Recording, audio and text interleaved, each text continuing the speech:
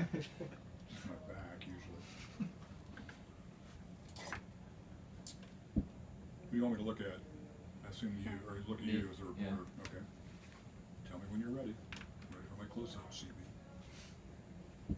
Ready. Alrighty, so can we just get your reaction first on the shootings?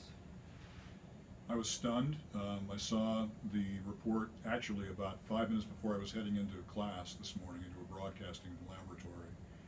And I grabbed a screen grab to be able to take into class because I figured a lot of our students would not have seen the news yet, and I wanted to talk to them about how we know that journalists and reporters willingly put their lives on the line to cover certain stories.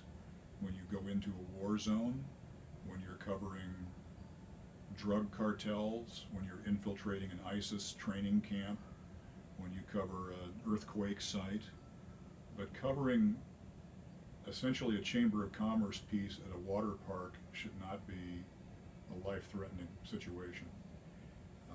It's a tragedy. It's heartbreaking, and it gets more so the more we hear about it, when you know that both of the station personnel were engaged to other people that work at the station, that the cameraman who was killed was engaged to the woman who was producing the morning show. It was her last day on the job. They'd had a big going away party for her before they started the show, and she's doing her job watching her fiance get shot to death in front of her eyes on live TV. It's just, I can't get my arms around it still, 3-4 hours later.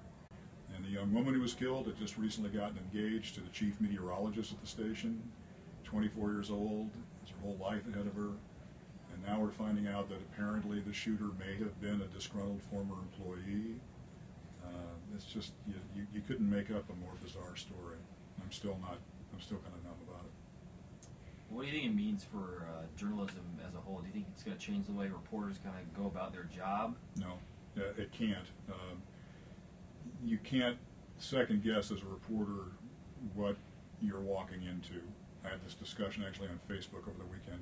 Several people were chiming in about if you let fear get in the way of covering a story, and that you can't do that.